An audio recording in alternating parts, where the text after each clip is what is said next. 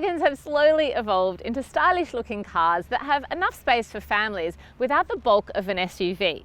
Case in point, the Volvo V60. It has a boot to rival most mid-size SUVs, but it's more agile to drive. This is the Volvo V60 T5 Inscription, which is the second model up in a range of 4. It costs around $63,000 and competes with cars like the Audi A4 and the VW Passat. But how does it compare to an SUV? I drove it for this week's family review to find out.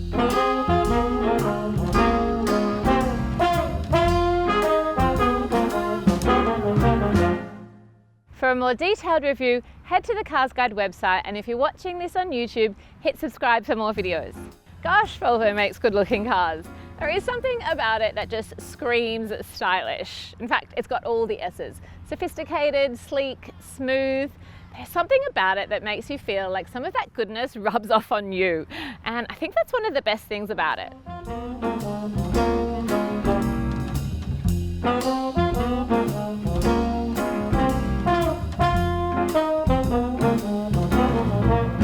Inside the car is just as lovely.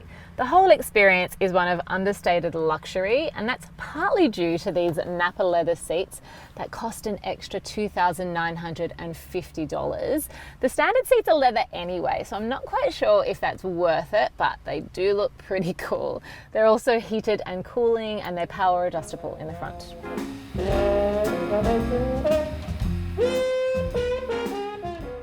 The centre console is well designed and features a mix of high gloss black, matte black and this lovely wood trim.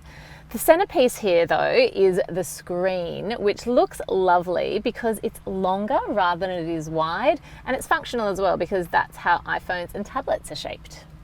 This car is fitted with the premium pack, which includes a large panoramic sunroof, a premium sound system and tinted rear windows. It does cost extra, but that sunroof is pretty grand.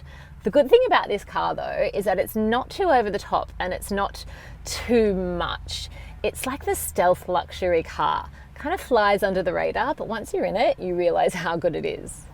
The space in the front is ample. There is plenty of leg and headroom. You won't feel cramped in here, and we were comfortable in here all week. The back fit my 2 children easily. They actually really loved it because it wasn't high off the ground, and I loved it too because it meant they didn't take forever to climb in the car.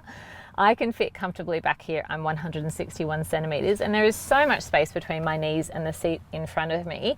Length is not a problem in this car. Taller teenagers and other adults will be able to fit back here too. You can fit a 3rd child seat across here. I did it with 2 boosters and a baby catch-all. Rear passengers get 2 cup holders in the center armrest. You'll also get a spot here that will fit a small iPad and a games console. You get pockets on the back of the front seat, and they also get their own climate control, which my kids loved. The boot is large, as you would expect in a wagon. It's long rather than high like an SUV, so you are lacking height, but you make up for that in length.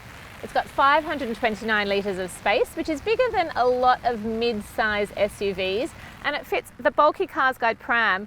Plus you'll have room to spare with groceries, school bags, sporting equipment. It's big enough for a family of 4. Plus it drives beautifully. It's so smooth and there are no lurchy bits or awkward stop-start moments at the lights. Everything works like it's meant to in unison. It's got a 2-litre 4-cylinder engine, which means it has enough power to get up hills quickly, and it also coasts along highways nicely, and I felt quite confident when I was overtaking cars. The whole V60 range comes in all-wheel drive, which just gives you better traction on unstable surfaces and wet roads. Fuel consumption is a claimed 7.3 litres per 100 k's in this model, but if you want to go one better, there is a hybrid engine option. It's the top of the range. It is a long car, so parking is not the easiest, but I managed to squeeze this car into the tightest car spot on the school run this week. It was actually very impressive. There's a really good reverse parking camera, and it's also got a 360-degree camera too. For safety, it has airbags that cover driver and front passenger, plus side curtain airbags that extend to the back row. For advanced safety, it has lane departure warnings, blind spot monitoring, rear cross traffic alert, plus auto emergency braking with pedestrian and cyclist detection, plus rear auto emergency braking. You'll also get 2 ISOFIX points and 3 top tether points to fix kids' car seats in safely. Technology is good in the V60 because Apple CarPlay and Android Auto both come standard with the car, which just means that this 9-inch screen turns into a larger version of your phone. So it's easy to navigate with maps or listen to music and podcasts with Spotify. This car is fitted with Bowers & Wilkins speakers, which is part of that premium pack, and it delivers excellent sound.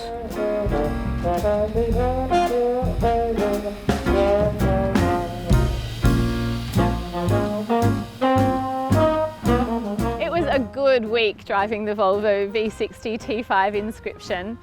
I don't think you have to go to the top of the range to get a great car, but you may want to because that's the one with the hybrid engine.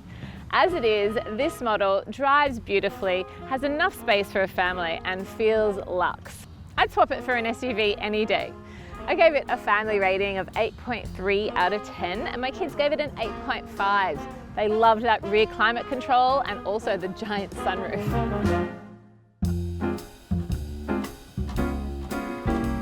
Like this video, subscribe to our YouTube channel or click through to our website.